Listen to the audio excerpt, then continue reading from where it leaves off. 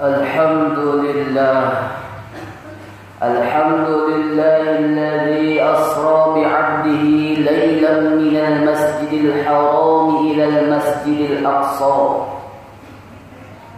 Ashhadu an la ilaha illallah wahdahu la syarika lah wa ashhadu anna Muhammadan abduhu wa rasuluh.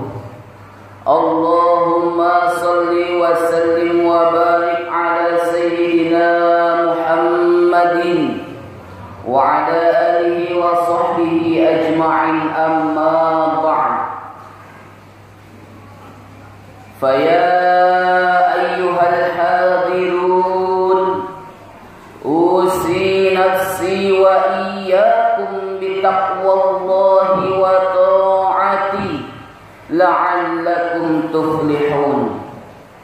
Faqala ta'ala fil Qur'anil azim, a'udzu billahi as-sami'il 'alim minasy syaithanir rajim. Bismillahirrahmanirrahim. Ya ayyuhalladzina amanu la tulhikum amwalukum wa la auladukum an dzikrillah wa man yaf'al dzalika fa ulaika humul khasirun. Shadaqallahul adzim. Hadirin sidang Jumat yang dirahmati oleh Allah Subhanahu wa taala, dengan memanjatkan alhamdulillahi rabbil alamin, segala puji hanyalah milik Allah Subhanahu wa taala. Pada detik ini, saat ini kita berada di pada bulan yang salah satu bulan yang dimuliakan oleh Allah Subhanahu wa taala. Yang mana bulan yang dimuliakan oleh Allah Subhanahu wa taala dari 12 bulan yang ditentukan adalah 4 bulan yang dimuliakan oleh Allah Subhanahu wa taala. Salah satunya adalah bulan ini, yakni bulan Rajab. Di mana di pada bulan Rajab ini terjadi peristiwa besar, terjadi peristiwa yang amat luar biasa, yang terjadi peristiwa yang paling bersejarah dalam kehidupan umat Islam, yakni tiada lain tiada bukan adalah peristiwa Isra wal Mi'raj, di mana peristiwa ini menghasilkan perkara yang amat agung, di mana peristiwa ini menghasilkan suatu perkara yang amat mulia, yakni solat yang kita laksanakan, solat 5 waktu. Betapa tidak ini adalah peristiwa agung. Kalaulah kita ketahui turunnya kewajiban puasa, cukup Allah turunkan ayat. Turunnya kewajiban zakat, cukup Allah turunkan ayat. Turunnya kewajiban haji, cukup Allah turunkan ayat. Tapi ketika Allah wajibkan sholat, bukan hanya turun ayat, tapi Allah panggil Rasulnya langsung menghadap Allah Subhanahu wa ta'ala. Kemudian lebih daripada itu, hadirin sidang Jumat yang dirahmati oleh Allah, Rasulullah menerima kewajiban sholat bukan di tempat yang kotor, bukan di tempat yang biasa-biasa, melainkan Sidratul Muntaha, terus naik ke atas sampai ke Rabbul Akhtar, di mana malaikat Jibril sendiri pun yang sebagai malaikat paling suci, sebagai pemimpinnya para malaikat, tidak bisa masuk kepada alam tersebut. Hadirin, hanya baginda Rasulullah Muhammad SAW. Ini apa? Kenapa? Ini menandakan solat ini sangat agung, saudara. Solat ini sangat luar biasa efeknya dalam kehidupan umat Islam. Makanya tidak heran ketika Rasulullah SAW menyebutkan bahwa innamas sholat kamassali ra'si fil jasad. Sholat itu seperti kepala di dalam tubuh, saudara. Mengapa? Kalaulah seseorang masih tangannya tidak ada, dia masih hidup. Kalaulah seorang kakinya tidak ada, masih bisa hidup. Kalaulah kakinya semua tidak ada, tangannya tidak ada, masih bisa hidup. Tapi ingatlah saudara, ketika seseorang hilang kepalanya, 0% orang tersebut masih bisa hidup. Begitulah salat dalam Islam. Kalaulah seseorang yang beragama Islam mendirikan salat, kalaulah beragama Islam dia tidak pernah meninggalkan salat berjamaah, selalu menjaga salatnya, maka agama Islam sampai kapanpun akan tetap hidup. Sebagaimana hadis Rasulullah, as-salatu imaduddin. Salat itu adalah tihangnya agama.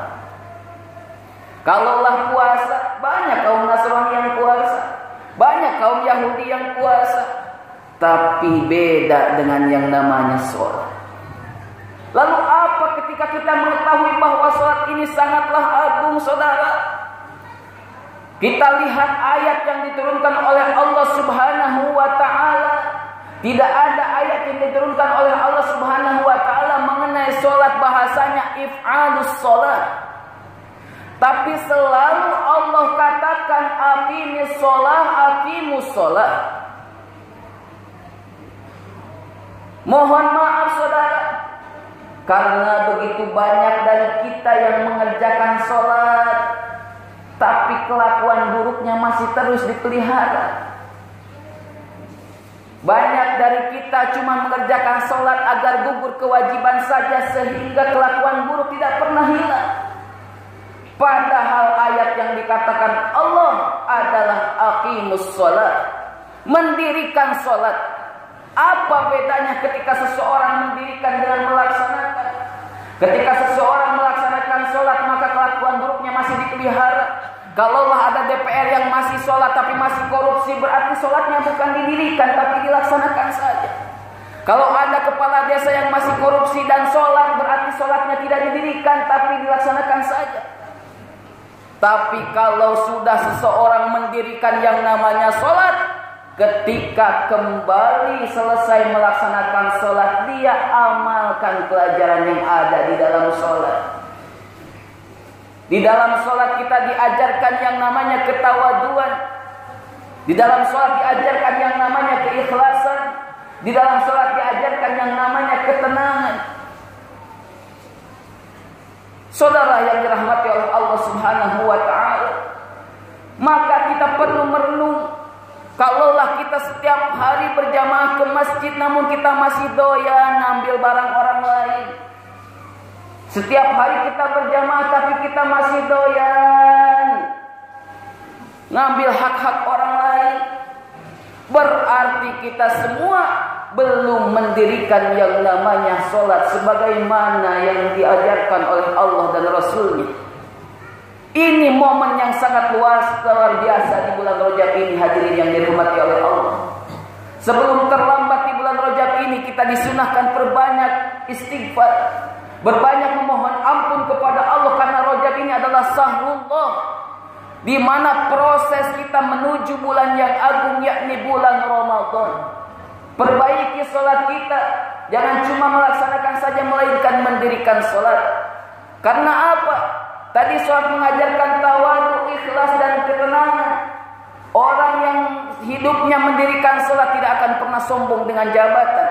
Apa yang akan kita sombongkan di dalam hidup ini, saudara? Hidup ini cumanlah sebentar, hidup ini cumanlah mengembara. Maka tidaklah pantas dunia ini dijadikan cita-cita. Tidaklah pantas dunia, jabatan, harta ini dijadikan cita-cita. Kita semua berawal dari surga. Nenek moyang kita berawal dari surga. Maka bercita-citalah untuk kembali kepada surganya Allah Subhanahu wa ta'ala. Hadirin sidang Jum'ah yang dirahmati oleh Allah Subhanahu wa ta'ala. Maka dari itu, mari kita sama-sama memohon kepada Allah, memohon ampun kepada Allah di bulan Rajab yang mulia ini, agar selalu kita semua bisa menjalankan kewajiban dengan khusyuk, Kewajiban sholat khususnya dengan baik, dengan syarat rukun yang sempurna yang terpenuhi, sehingga nanti kita semua meninggal dunia menghadap Allah Subhanahu wa ta'ala dengan bekal amal soleh yang cukup untuk menyelamatkan kita menuju pulang ke rumah kita nanti, yakni surganya Allah Subhanahu wa ta'ala. Itulah saja khutbah singkat yang disampaikan oleh khatib. Semoga menjadi kebaikan bagi diri khatib pribadi dan menjadi kebaikan bagi jamaah sekalian. Bismillahirrahmanirrahim. Wal 'ashr innal insana lafi khusr illa alladhina amanu wa 'amilus solihati wa tawassaw bil haqqi wa tawassaw bis sabr. Ibadallah, barakallahu li wa lakum fil Qur'anil azim wa nafa'ani bima fihi minal ayati wa dzikril hakim wa taqabbalallahu minni tilawatahu innahu huwal ghafurur rahim.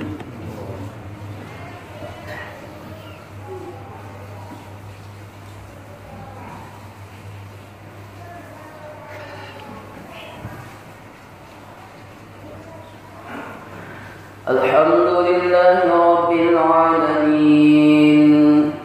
Alhamdulillahil wahidil ahad, al-fardis samad, alladzi lam yalid wa lam yulad wa lam yakul lahu kufuwan ahad.